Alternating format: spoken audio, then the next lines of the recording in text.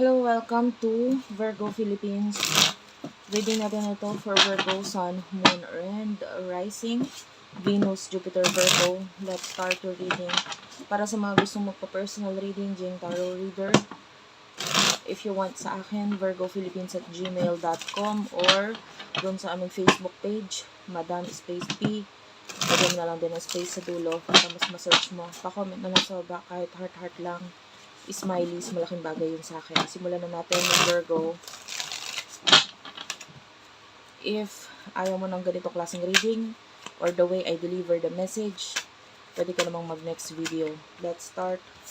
For Virgo, you do have here the Hierophant. And one more card. The Hanged Man. Okay, dalawang major arcana. And,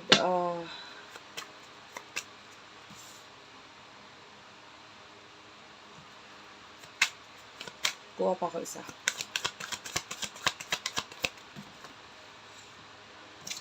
Ito, the Wheel of Fortune. May mga lumabas pa dito but I will not take this. Masyadong marami itong nalaglag. Nakita ko lang yung Cancer energy dito. Puro major arcana, guys. I feel like there's a person na natututunan or nagkakaroon siya ng malaking lesson ngayon sa buhay niya.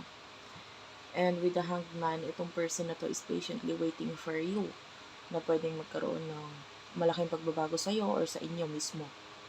I feel like this is Taurus energy. This person is hoping and praying na magkaroon ng like love from you. So I don't know if itong connection na to is that pwedeng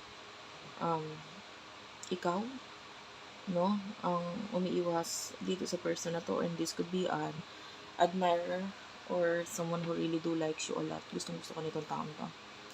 Gusto ko nitong taong to. And I feel like may mga plano itong taong ito sa'yo. Kaya lang ikaw pwedeng umiiwas ka or lumalayo ka either sa kanya mismo or making this decision, no? And some of you pwedeng hindi ka nagiging honest dito sa person na ito regarding sa ano yung tingin mo or anong decision mo regarding sa kanya or sa inyong dalawa. There's a part of you na parang medyo pwedeng nagiging maingat ka lang, ganun. Yeah, for some of you, pwedeng nagkakaroon ng kaguluhan or pag-aaway either sa inyo or with you. May kaguluhan nangyayari sa iyo, and kung hindi man dito sa taong to, maybe with a different person, you feel trapped, o yung iba maybe legal matters, may mga involvement ng mga usaping legal. Emosyon ninyo ng person ito. Yeah, I feel like you feel trapped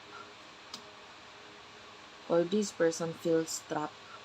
Parang may mga pinagdudusahan siya ngayon. And if this is you, you could be the one feeling trapped dito sa situation or connection ninyo.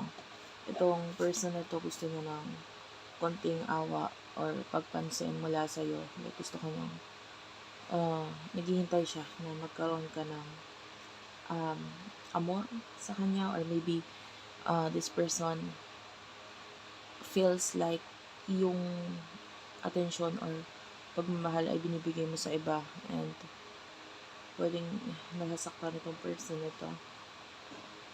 And I don't know if you're dealing with someone or this is you na medyo nagkaka-problem pagdating sa buhok.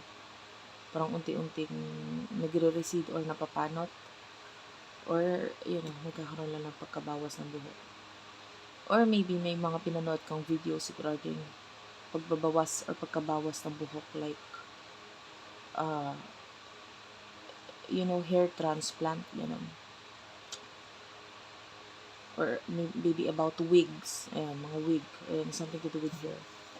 Page of Cups and the Star, this person really do likes you. Gusto ka talaga niya. Gusto ka talaga niya. I mean, itong person na to, hindi naman siya maggagawa, mag-e-effort, maghihintay kung hindi ka niya mahal or hindi ka niya gusto talaga. No?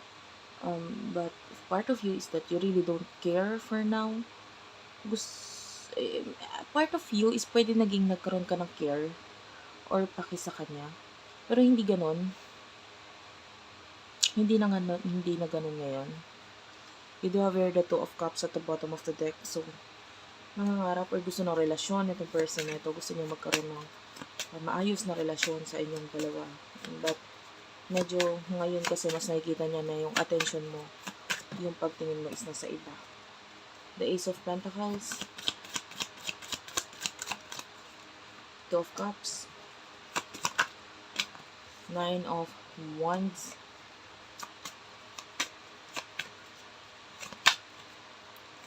clarify the Ace of Pentacles. That is Taurus, Virgo, Capricorn energy. The Magician is here. Itong person na to, gusto niya ng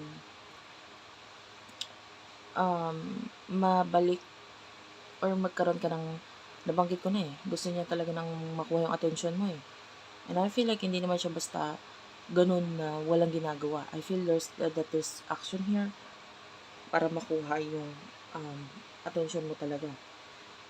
But, what's with the Two of Cups? Two of Cups is clarified by the Chariot. This is Cancer energy. This person, kung may relationship sa inyo, talagang nakikita niya yung coldness or pag-iwas, and affected siya dun, nasasaktan siya dun. I can feel a lot of emotions mula dito sa tao. Namimiss ka niya or namimiss niya yung dating meron naging sa inyo with the Justice card. This is Libra energy. Maybe yung pagsasama ninyo, or some of you could be husband and wife.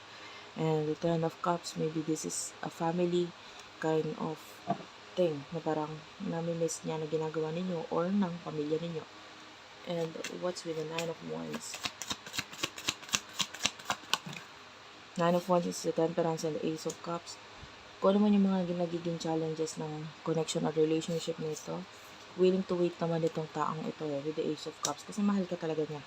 Mahal ka talaga niya. And I feel like with the Ten of Cups, meron siyang nakikita sa future regarding sa family mo or sa inyo or sa relasyon ninyo. So, itong person na to, mahal ka niya, willing to wait siya kung kailan maayos itong connection or yung relasyon ninyong dalawa. Well, iba-iba guys yung nakukuha kong energy. Some of you, this is an ex-husband or wife. Some of you, this is suitor or manliligaw. So, bahala ka na ilagay ang sarili mo sa sitwasyon. So, what will be the future for the sign of Virgo? Virgo, Sun, Moon, Rising, Venus, Jupiter, Virgo, future for you.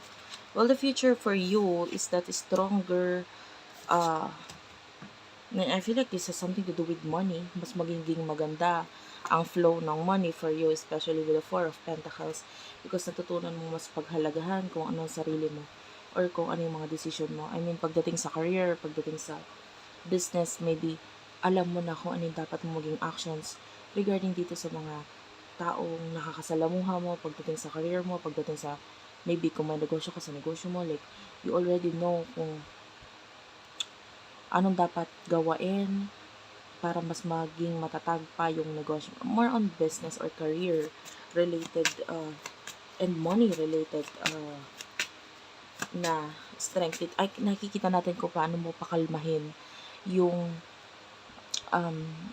ibang tao, like that is one of their strength in the near future, and nakakatulong yon. A lot of success, money.